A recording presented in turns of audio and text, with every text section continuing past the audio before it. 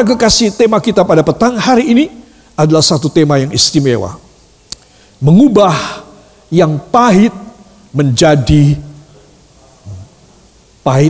kecut, atau pahit menjadi manis. Pahit menjadi manis.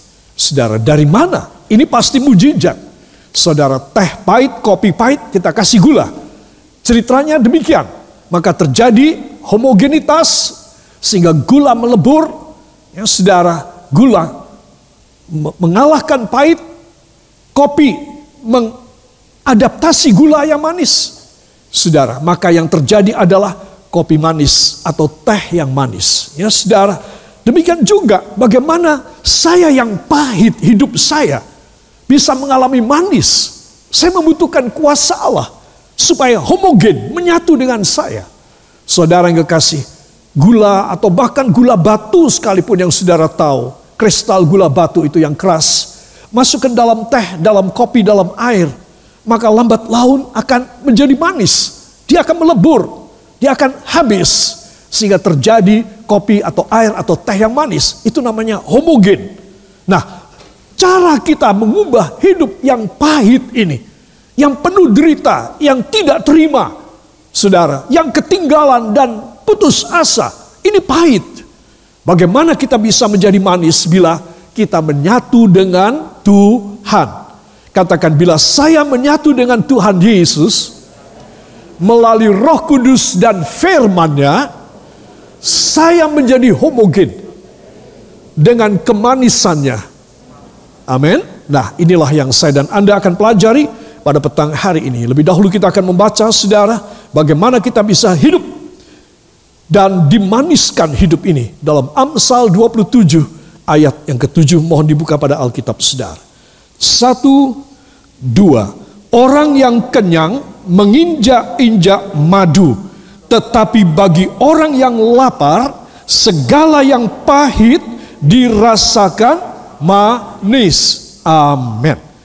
Tolong jangan ditutup dulu Alkitab, saudara, ya. Sekali lagi kita baca, nanti saya akan bertanya. 1, 2. Orang yang kenyang menginjak-injak madu, tetapi bagi orang yang lapar segala yang pahit dirasakan manis. Amin. Saudara, langsung sebenarnya kita sudah bisa tahu jawabannya. Gimana hidupku yang pahit aku bisa merasakan manis, ya saudara. Nah, di sini maka apa yang kita harus ketahui, kalau kita menjadi orang yang kenyang, jangan menginjak-injak madu. Karena kita diberi madu, karena kita kenyang. Madu itu manis, ya. Tetapi kalau kita menerima itu madu dari Tuhan, kemanisan, kita hina, kita injak-injak, apa yang terjadi dengan kita? Maka kita akan merasa pahit. Itu sebab kalimat kedua indah sekali. Tetapi bagi orang yang lapar, katakan, saya harus lapar dan haus akan firman Allah, supaya hidup saya dimaniskan. Amin. Beri tepuk tangan bagi dia. Haleluya. Jadi dari sini saja kita sudah bisa tahu, saudara, rahasianya gimana pahit jadi manis. Tapi bagaimana sudah manis jadi madu, dikasih terus kenyang dengan madu, diinjak-injak. Saudara, ini ada dua hal yang kontroversi, yang kosok baline. Itu sebab kita harus tetap pada bagian yang kedua, lapar dan haus. Supaya bisa mengubah segala bentuk kepahitan menjadi manis, rasa manis. Ya saudara. Nah, itu sebab kita akan mempelajari dari Amsal 27 ayat yang ke-7 ini. Ya, satu pelajaran yang indah sekali. Para kekasih, bagi orang yang lapar. Saudara, disinilah kata kunci daripada kemanisan, yaitu lapar.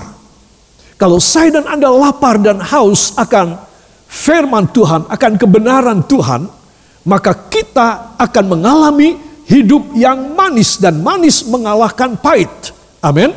Nah, itu sebab bagi orang yang lapar, mari kita akan baca 1, 2. Bagi orang yang lapar, segala yang pahit dirasakan manis. Jadi sekarang masalahnya bagi orang yang lapar. Ya, saya dan saudara harus punya kelaparan, kehausan. Kita merasa membutuhkan, saudara. Kita harus merasakan satu hal di mana kita membutuhkannya, saudara. Nah, orang yang lapar, kalau dia mendapatkan makanan apa aja, mereka akan suka. Ya, mereka akan merasa, aduh, aku bisa dapat lagi dari pemerintah ini, dari orang kaya ini, dari perusahaan itu. Ya, aku bisa makan sekarang. Ya, saudara, apapun bagi orang lapar menjadi manis. Ini contoh yang ada akibat dari pandemi COVID-19 ini, para kekasih. Jadi bagi orang yang lapar, yang sederhana sekalipun, akan menjadi enak dan manis. Ya, saudara. Nah, jadi bagi orang yang lapar, apa saja menjadi enak. Betul apa tidak? Para kekasih, nah ini satu ilustrasi yang kita alami. Bagi orang yang lapar, segala yang pahit dirasakan manis. Terus kita harus lapar. Katakan, saya harus lapar lebih dahulu. Saudara, ini penting sekali. Kalau saya tidak punya perasaan lapar dan haus akan kebenaran Tuhan, saya tidak akan pernah mengalami kemanisan dari Tuhan. Bahkan kalau saya sudah pernah mengalami madu, pemberian dari Tuhan, madu pun saya injak. Saudara, itu sebab penting sekali seorang anak Tuhan, dia harus selalu merasa lapar. Lapar, ingin mendapat lebih. Ya, saudara, itu sebab inilah satu hal yang istimewa di dalam kehidupan kita. Apa rahasianya? Saudara, mari kita akan baca bersama. Rahasianya ada pada Matius 5 ayat yang ke-6. 1, 2. Berbahagialah orang yang lapar dan haus akan kebenaran, karena mereka akan dipuaskan. Amin. Katakan, dimaniskan. Bila saya lapar dan haus akan kebenaran firman. Beri kemuliaan yang baik bagi dia. Haleluya. Jadi ini rahasianya. Karena sudah diungkapkan pada satu ayat, yaitu ayat 7 dari Amsal 27. Saudara. Jadi dari situ kita langsung bisa tahu penyelesaiannya apa. Yaitu kalau saya merasa lapar, maka semua yang pahit berasa manis. Ya. Nah, kita akan belajar mengenai soal ini, para kekasih. Di sini saya ingin menunjukkan pada saudara, ya, dalam Mazmur 73 ayat yang ke-26. Ya, kita baca lebih dulu dari Alkitab kita. Mazmur 73 ayat yang ke-26, para kekasih.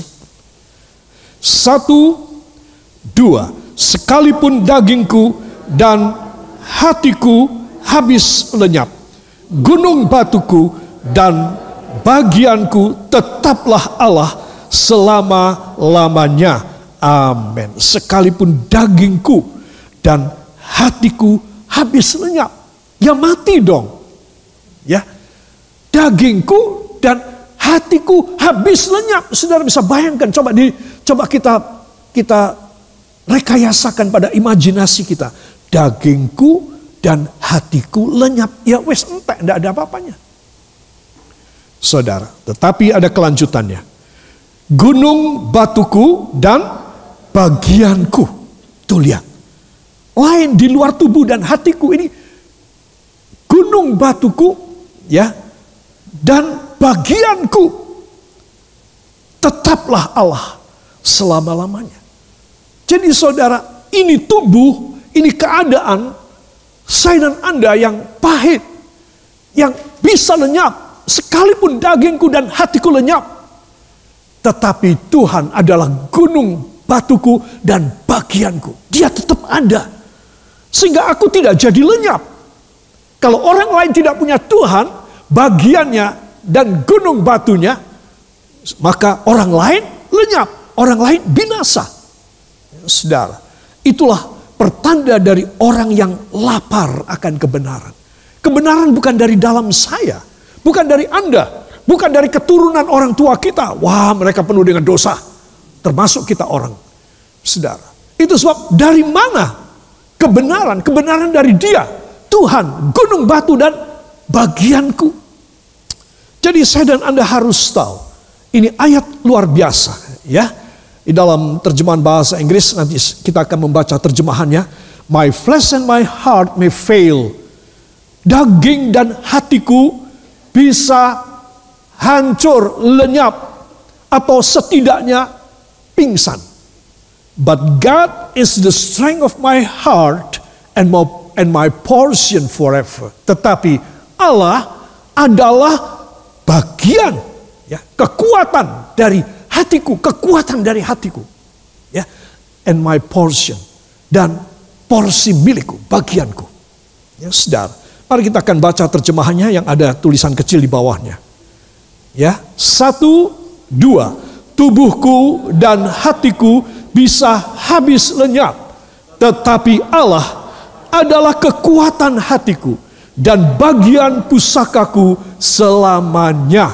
Amin. Sekali lagi, 1, 2. Tubuhku dan hatiku bisa habis lenyap, tetapi Allah adalah kekuatan hatiku dan bagian pusakaku selamanya. Amin. Haleluya. Coba lihat, ya saudara, my flesh and my heart. Saya ulangi lagi, ini adalah daging dan hatiku may fail.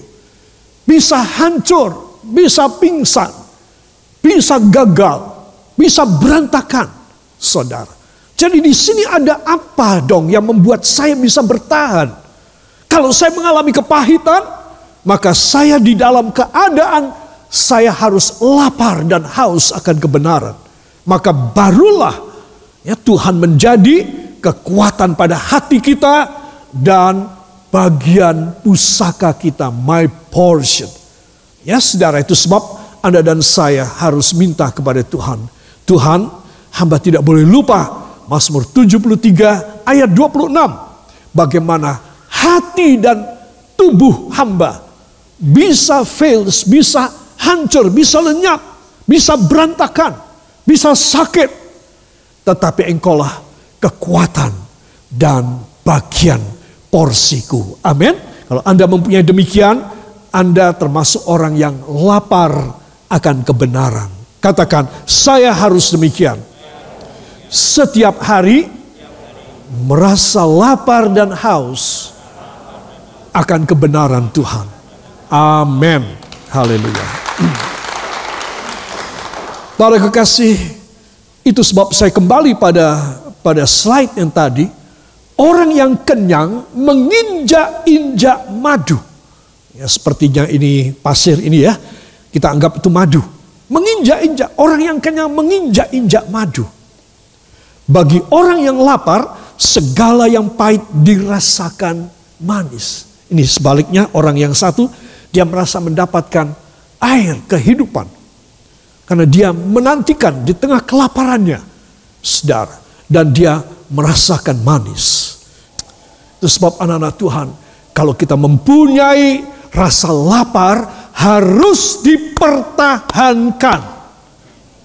Saya lebih baik mengatakan saya tidak perlu kenyang. Saya tidak perlu kenyang. Saya yang perlu adalah lapar. Karena ketika saya lapar terus, maka segala yang pahit yang saya rasa dalam hidup, dalam pekerjaan, dalam pelayanan, dalam pergaulan, akan saya rasakan manis. Itu sebab Anda dan saya harus semua angkat tangan saudara. Mulai saat ini Tuhan membuka rahasianya bagi saya, supaya saya tidak merasa sok kenyang. Dalam nama Yesus, hai roh sok kenyang, aku hancurkan engkau. Dalam nama Yesus, keluar dari pikiranku, keluar dari kebiasaanku, keluar dari hidupku, supaya jangan sampai aku menginjak-injak madu yang aku terima dari Tuhan. Dalam nama Yesus, terjadi demikian. Ucapkan terima kasih engkau yang percaya. Terima kasih Bapa, terima kasih Yesus, terima kasih Roh Kudus. Ajarilah kami tidak pernah merasa kenyang, tapi kami merasa lapar. Karena ketika kami merasa lapar, Engkau mengenyangkan. Kami merasa lapar, Engkau mengenyangkan. Terus demikian. Dan kami safe hanya di dalam nama Tuhan Yesus Kristus, Juru Selamat dan Penebus kami. Dan kita semua mengaminkan. Amin. Haleluya. Saudara yang kekasih, beberapa kali Tuhan mengganjar saya dengan cambukan. Saya tidak ingin saudara mengalami. Dan ini penting sekali. Karena saya merasa sok kenyang. Sehingga saya bisa menginjak-injak madu. Saya mencari kesenangan, kemuliaan, teman-teman bagi diri saya. Apa untungnya saudara punya teman banyak dan baik-baik semua. Tetapi Anda menginjak-injak madu. Engkau bermusuhan dengan Tuhan. Bahwa engkau mempunyai kawan sedunia yang sangat baik menyokong engkau. Kalau engkau dan saya bermusuhan dengan Tuhan, celaka deh hidup ini. Itu sebab Anda dan saya harus mikir berulang kali. Aku ketika lapar, aku menjerit kepadanya. Ada masalah, ada problema, ada prahara dalam keluarga atau pribadi kepada usahaku. Aku selalu menangis kepadanya. Dan dia menjawab doaku. Itu sebab aku tidak boleh merasa kenyang. Karena ketika aku merasa kenyang, aku akan menginjak-injak madu. Saudara, dan ini berat sekali akibatnya. Ya, itu sebab saya sudah melihat begitu banyak prahara dan hukuman Allah terjadi pada anak-anak Tuhan. Di dalam jemaat maupun di luar jemaat saya melihat hal itu terjadi. Sebab kiranya pelajaran ini penting sekali. Saya ulangi, tanda panah ke bawah. Dulu nangis kelaparan. Now injak firman Allah. Madu. Diinjak. Aku tidak butuh. Aku sekarang sudah punya banyak. Aku sudah terjawab semua doa-doaku. Aku minta ini dikasih, aku minta itu dikasih. Bahkan Tuhan membuka jalan dengan cara ajaib. Jadi aku sekarang sudah tidak membutuhkan lagi. Aku sudah kenyang. Boleh apa tidak? Boleh apa tidak? Jangan. Ya, engkau akan menyesal sampai mati. Kebalikannya yang kedua. Bagi orang yang lapar, katakan, saya harus selalu merasa lapar. Supaya semua yang pahit menjadi manis. Ya, ini penting. Ini rahasia yang kedua. Saudara, kalau yang pertama ini tanda panah ke bawah, ya, turun ke titik nadir, maka yang kedua ini tanda panah ke atas akan membawa Anda dan saya pada titik kulminasi kita, pada kemuliaan yang puncak yang Tuhan beri dalam hidup kita. Bagi orang yang lapar artinya yang selalu rasa lapar akan firman.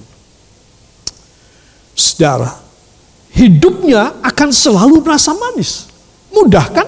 Setelah kita menyelesaikan bagian pertamanya sini, ya, sebelah timur ini, orang yang kenyang, kita tidak mau menginjak, kita tidak mau merasa kenyang, maka kita berpindah pada bagian kedua di sebelah barat sini.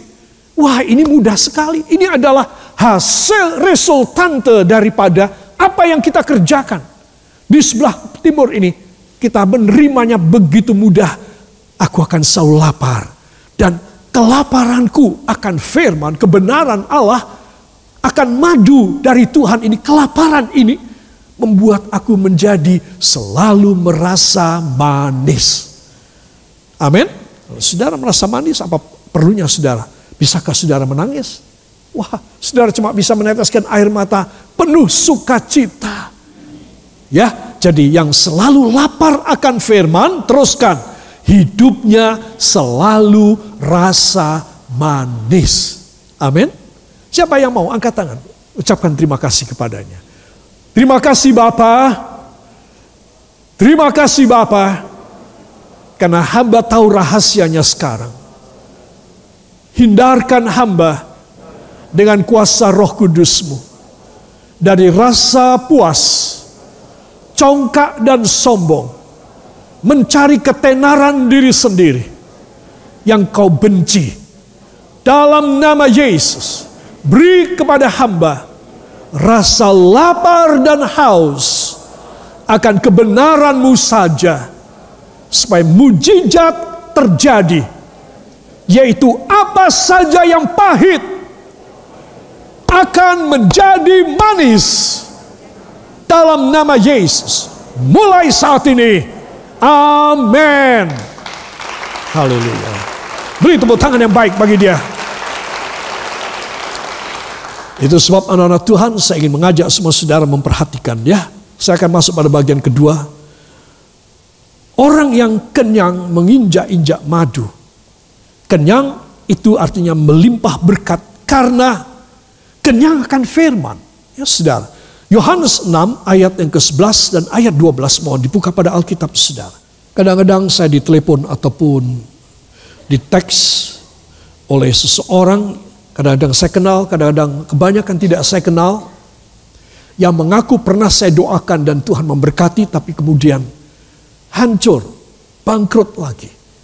Saudara, maka rahasianya itu cuma ada di sini. Ya, mari kita akan baca bersama. 1, 2. Lalu Yesus mengambil roti itu, mengucap syukur, dan membagi-bagikannya kepada mereka yang duduk di situ. Demikian juga dibuatnya dengan ikan-ikan itu sebanyak yang mereka kehendaki.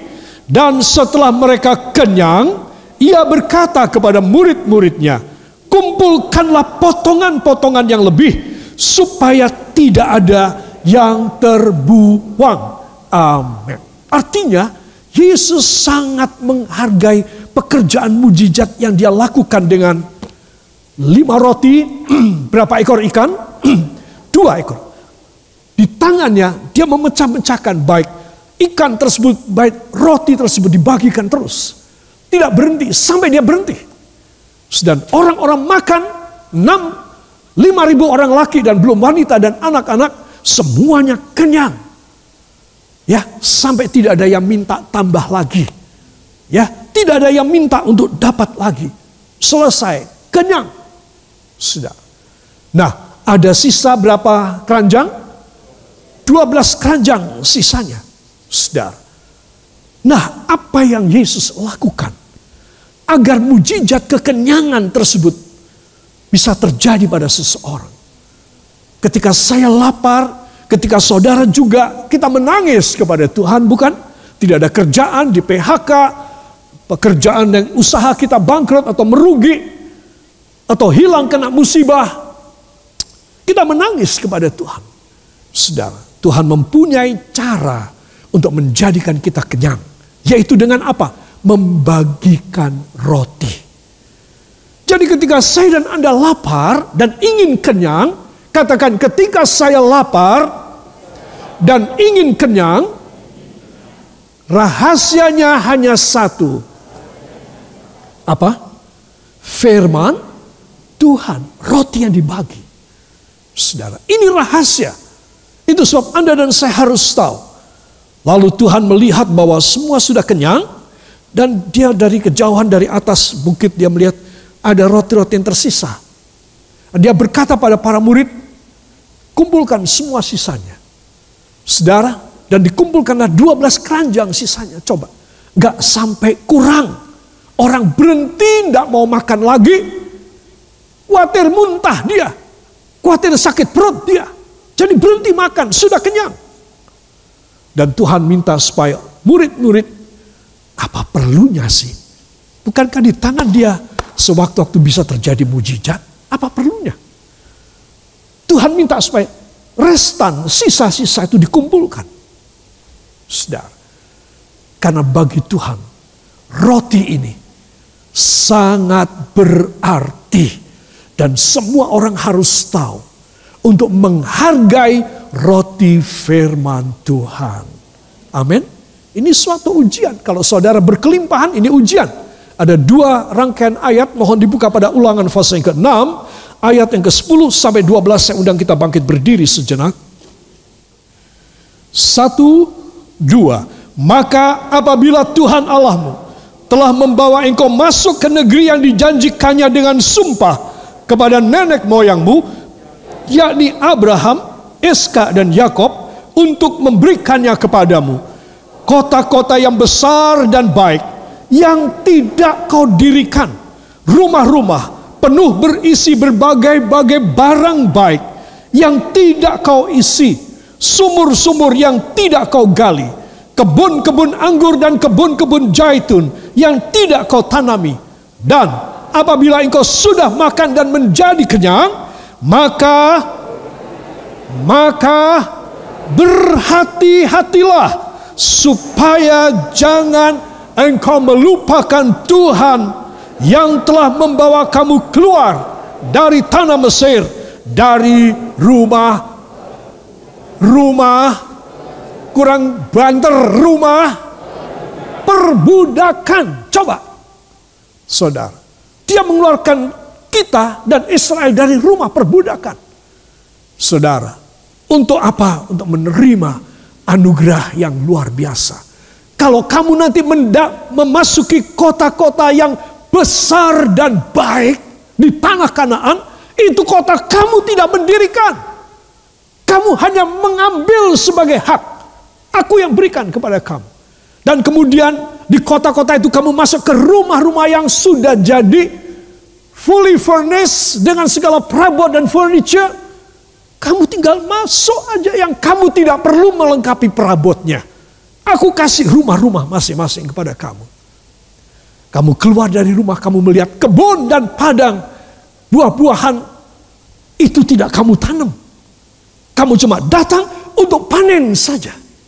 Kotanya aku yang bikin, rumah-rumahnya mereka yang kerjakan, mereka aku usir, tanaman-tanaman mereka yang menanam, aku usir orangnya. Kamu tinggal mendiami dan memetik panen hasilnya. Amin. Saudara yang kekasih, katakan pada samping Anda, belajar mengenang kebaikan Tuhan. Itu rahasia kita. Ayo omong, itu rahasia kita. Supaya Tuhan tidak sakit hati. Saudara yang kekasih, saya beritahu kepada saudara, orang yang kenyang menginjak-injak madu, itu karena sudah diberi. Makanya dalam kitab Ulangan, Musa kembali mengulangi semuanya. Hei Israel, kamu jangan keras tengkuk. Tengkuk itu di mana? Tengkuk itu sini. Kamu jangan keras tengkuk, kamu jangan besar kepala. Karena aku membawa kamu dari rumah perbudakan menuju tanah perjanjian. Kota-kota yang dibangun dengan bagus. Rumah-rumah yang fully furnished. Dan kebun-kebun dan sawah-sawah yang kamu tinggal panen. Kamu tidak kerja apa-apa. Kamu tidak berjuang. Enggak. Aku yang mengadakan buat kamu. Saudara, kiranya ini membuat saya dan saudara punya pikiran yang bening. Katakan pikiran yang bening, yang logis dan rohani.